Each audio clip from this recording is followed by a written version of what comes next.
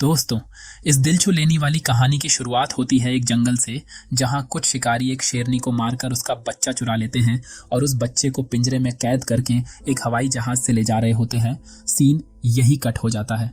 अगले सीन में हम एक 25 साल की लड़की एल्मा को देखते हैं, जो एक पियानिस्ट बनना चाहती है। आज वो एक आइलैंड पर घूमने जा रही है। असल में ये आइलैंड उसके दादाजी का था। उसके दादाजी ने कई साल पहले उसे गोद लिया था और अब उनकी मौत के बाद ये आइलैंड एल्मा को विरासत में मिला था।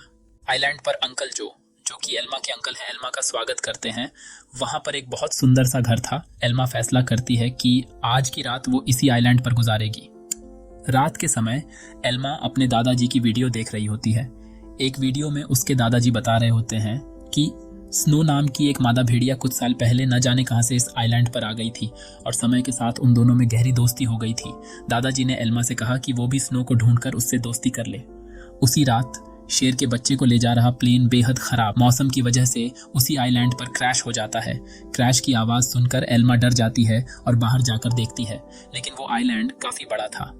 अगली सुबह चार्ल्स और अली नाम के 2 लोग वहां आते हैं और स्नो को कैद करने के लिए जाल बिछाते हैं। ये लोग भेड़िए के पार्क के मालिक के लिए स्नो को पकड़ना चाहते थे और कुछ देर बाद स्नो जाल में फंस जाती है, लेकिन अपनी सूझबूझ से चार्ल्स और अली के आने से पहले ही वो जाल काट कर भाग निकलती है और फिर वो वहां से आइलैंड की दूसरी ओर जा पहुंचती है, जहां उसकी मुलाकात एल्मा से होती है। पहले तो एल्मा घबरा जाती है, लेकिन फिर उसे अपने दादाजी की बात याद आती है और तभी स्नो एल्मा को अपने पीछे आने का इशारा करती है। एल्मा पीछे पीछे चलने लगती है और कुछ देर बाद एल्मा प्लेन क्रैश की जगह पर पहुंच जाती है। खुशकिस्मती से शेर का बच्चा हादसे के वक्त एक पक्षी के घोंसले में गिर गया था, लेकिन संतुलन बिगड़ने की वजह से वो सीधा जाकर एल्मा की गोद में गिरता है। एल्मा उसे अपने साथ घर ले आती है और उसी वक्त स्नो भी अपने छोटे बच्चे के साथ घर में आ जाती है। घर में 3 प्यारे जानवरों को देखकर एल्मा बहुत खुश होती है। वो तुरंत अंकल जो को सारी बात बताती है, लेकिन अंकल जो एल्मा से कहते हैं कि इन खतरनाक जानवरों को घर में रखना ठीक नहीं है, तुम्हें इन्हें जू वालों को दे देना चाहिए।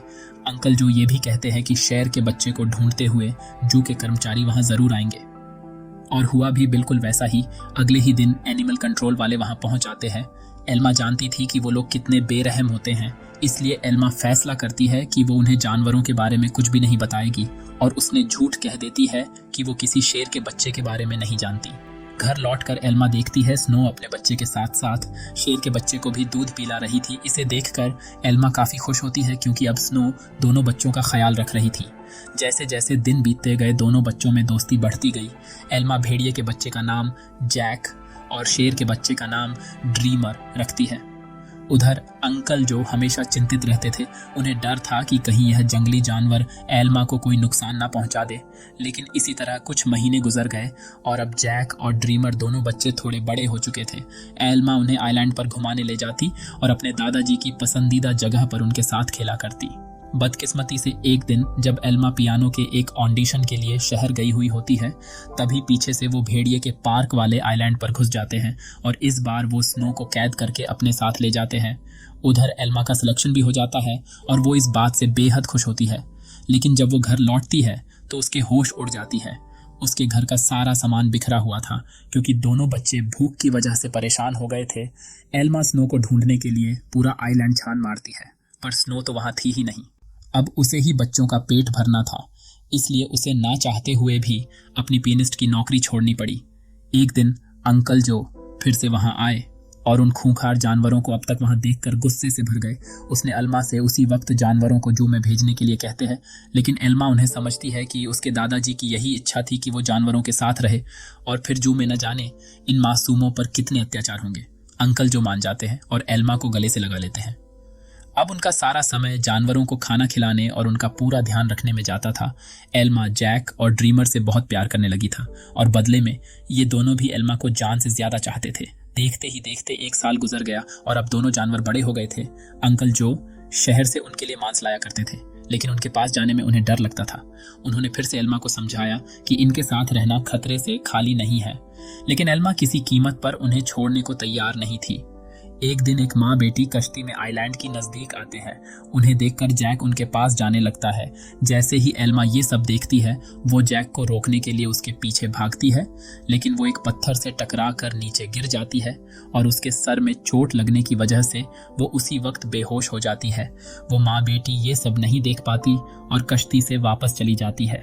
कुछ ही देर में जैक और ड्रीमर एल्मा के पास आते हैं और उसे उठाने की बहुत सी कोशिशें करते हैं, लेकिन कोई फायदा नहीं होता। वो कई घंटे तक जोर जोर से आवाजें लगाकर मदद के लिए पुकारते रहते हैं, लेकिन कोई नहीं आता। जल्द ही रात हो जाती है और दोनों जानवर एल्मा से लिपटकर बैठ जाते हैं और पूरी रात जागकर एल्मा को गर्माहट देते रहते हैं। अगली सुबह अंकल जो एल्मा को कई बार कॉल करते हैं, लेकिन उन्हें कोई जवाब नहीं मिलता। वो समझ जाते हैं कि कुछ तो गड़बड़ जरूर है। वो तुरंत आइलैंड पर जाते हैं। उन्हें डर होता है कि जंगली जानवरों ने एल्मा पर हमला न कर दिया हो, इसलिए उन्होंने एनिमल कंट्रोल वालों को भी कॉल कर दिया था। लेकिन जब उन्हें एल्मा बेहोश मिलती है और जानवरों को उसकी रक्षा करते देखते हैं, तो उन्हें अपनी इस हरकत पर बहुत पछतावा होता है। इसके बाद जब एल्मा को हॉस्पिटल ले जाया जाता है, तो डॉक्टर उन्हें बताते हैं कि अगर जैक और ड्रीमर ने उसे गर्माहट ना दी होती तो शायद वो आज जिंदा ना होती। उधर एनिमल कंट्रोल वाले जैक को पकड़ कर ले जाते हैं और चार्ल्स को सौंप देते हैं। उन्हें एहसास हो गया कि जैक स्नो का ही बच्चा है। वहीं ड्रीमर को एलन नाम के एक आदमी को बेच दिया गया जो एक सर्कस चलाता था। उधर हॉस्पिटल में एल्मा होश में आते ही अंकल जो से जैक और ड्रीमर के बारे में पूछती है। अंकल जो भारी दिल से उसे सब सच बता देते हैं। जैसे ही एल्मा हॉस्पिटल से बाहर आती है, वो सीधा एनिमल कंट्रोल के दफ्तर पहुंचती है। वहां पहुंचकर उसे पता चलता है कि जैक को भेड़िए के पार्क में भेज दिया गया है और ड्रीमर को उन्होंने एक सर्कस ग्रुप को दे दिया है। ये सुनते ही एल्मा गुस्से से भर जाती है और ऑफिसर पर चिल्लाने लगती है, लेकिन अंकल जो उसे शांत कराते हैं। कुछ समय बाद एल्मा अली को फोन करके जैक के हालचाल के बारे में पूछती है। अली उसे बताता है कि जैक बहुत खुश है और यहाँ उसने कुछ दोस्त भी बना लिए हैं। इससे एल्मा को थोड़ी तसल्ली मिलती है, लेकिन अब भी वो ड्रीमर के लिए बहुत परेशान थी। अगले कुछ हफ्तों तक वो शहर की हर एक सर्कस में जाती है और सबसे ड्रीमर के बारे में पूछताछ करती है, लेकिन ड्रीमर का कुछ पता नहीं चलता है। वही सर्कस का मालिक एलन बहुत बेरहम आदमी था, जो अक्सर अपने जानवरों को पीटा करता था, लेकिन अपने बाप से बिल्कुल उल्टा। उसका बेटा रफ़ा बहुत नरम दिल का था। जल्द ही उसकी दोस्ती ड्रीमर से हो जाती है, लेकिन कुछ ही दिनों में बेचारे ड्रीमर को कई तरह की नशीली दवाई देकर सर्कस में करतब करने के लिए मजबूर किया जाता है। ड्रीमर ने अब तक की अपनी जिंदगी मजे से आइलैंड पर गुजरी थी, लेकिन इन बेरहम लोगों की वजह से उसके ऊपर काफी बुरा असर डाला। इसलिए रफ़ा अक्सर ड्रीमर के पास उसे शांत करने जाया करता था। कुछ ही दिनों में सर्कस ग्रुप स्टार लायन के नाम से मशहूर हो जाता है। एक दिन ड्रीमर का सर्कस ग्रुप भेड़ियों के पार्क के पास से गुजर रहा होता है और जैक ये सब देख रहा होता है। वो तुरंत अपने बचपन के दोस्त को पहचान लेता है और अपनी सूझबूझ से पिंजरे से बाहर निकल जाता है। अली ये सब देख रहा होता है। वो समझ जाता है कि जैक बेहद समझदार है और वो जरूर कुछ ना कुछ ढूंढ रहा है। जैक वहां तक पहुंच जाता है जिसे वो ढूंढ रहा था और बड़ी चालाकी से ड्रीमर को पिंजरे से निकाल लेता है। इतने महीनों के बाद एक दूसरे से मिलने पर दोनों जमकर खेलने लगते हैं। जब एलन को ड्रीमर के भागने का पता चलता है, तो गुस्से में बेहोश करने वाली बंदूक निकाल लेता है। उसका बेटा रफ़ा उसे रोकने की बहुत कोशिश करता है, लेकिन वो उसकी एक नहीं सुनता और हार कर रफ़ा भी ड्रीमर को खोजने एलन के साथ निकल पड़ता है। इधर चार्ल्स को सर्कस से शहर के भाग जाने के बारे में पता चलता है। वो अली को कॉल करके ड्रीमर के बारे में बताता है। अब वो समझ गए थे कि जैक और ड्रीमर दोनों साथी हैं। इसी वजह से पूरे शहर में हाई अलर्ट जारी कर दिया गया है। अली एल्मा के पास जाता है और उसे सब बातें बताता है और कहता है कि एनिमल कंट्रोल वाले दोनों जानवरों के पीछे पड़े हैं। ये सुनकर एल्मा घबरा जाती है। तभी अली बताता है कि उन्होंने जैक के शरीर में ट्रैकर फिट कर रखा है। जैक और ड्रीमर की आखिरी लोकेशन एक जंगल के आसपास थी। अब एल्मा और अली दोनों मिलकर जैक और ड्रीमर को ढूंढने का फैसला करते हैं। उधर जैक और ड्रीमर शहर में खुलेआम घूम रहे थे। लोग डर कर घर में छिपने लगते हैं। बाद में जैक और ड्रीमर फिर से जंगल में पहुंच जाते हैं, जहां एलन और रफ़ा उसे देख लेते हैं। एलन ड्रीमर पर अपनी बेहोश करने वाली गन से हमला कर देता है, लेकिन उसी वक्त जैक बीच में आ जाता है और अपने दोस्त के बदले खुद गोली का शिकार हो जाता है और उसी वक्त बेहोश हो जाता है, जबकि ड्रीमर को वहां से भागने का मौका मिल जाता है। उसके भाग जाने के बाद रफ़ा तुरंत जैक के पास जाता है और उसके गले में लगा ट्रैकर खोलकर चुपके से अपने बैग में रख लेता है और फिर चुपके से जैक को बेहोशी के असर को खत्म करने वाली दवा उसके मुंह में डाल देता है। कुछ देर बाद एलन और रफ़ा एक बार में बैठे होते हैं और तभी अली और एल्मा ट्रैकर को ट्रैक करते हुए उन तक पहुंच जाते हैं। वे एलन से जैक के बारे में पूछते हैं। एलन उनसे कहता है उसे कुछ नहीं पता और उन्हें बाहर भेज देते हैं। लेकिन तभी रफा बाथरूम का बहाना बनाकर अली और एल्मा के पास जाता है और उनको सब सच बता देते हैं। अब तीनों मिलकर जैक और ड्रीमर को खोजने जंगल की ओर निकल पड़ते हैं। आखिरकार उन्हें ड्रीमर मिल ही जाता है। इसके बाद ड्रीमर उन्हें एक झोपड़ी तक ले जाता है जहां जैक आराम कर रहा होता है। खुशकिस्मती से जैक को सही टाइम पर होश आ जाता है, लेकिन तभी उन्हें पुलिस के आने का शक होता है और एल्मा दोनों जानवरों को खुफिया रास्ते से भगा देती है। अब दोनों को आइलैंड तक पहुंचने के लिए सिर्फ एक नदी पार करनी थी। पुलिस से बचने का एक यही रास्ता था, लेकिन वहां कोई कश्ती नहीं थी, इसीलिए दोनों को तैर कर ही जाना पड़ता। लेकिन ड्रीमर पानी से डरता था। एल्मा उसे हिम्मत देने की बहुत कोशिश करती है, लेकिन ड्रीमर वापस जंगल की ओर चला जाता है। जैक और एल्मा तैर कर आइलैंड की ओर जा रहे होते हैं कि तभी उन्हें गोली चलने की आवाज सुनाई देती है। इसका मतलब यह था कि ड्रीमर अब इस दुनिया में नहीं रहा।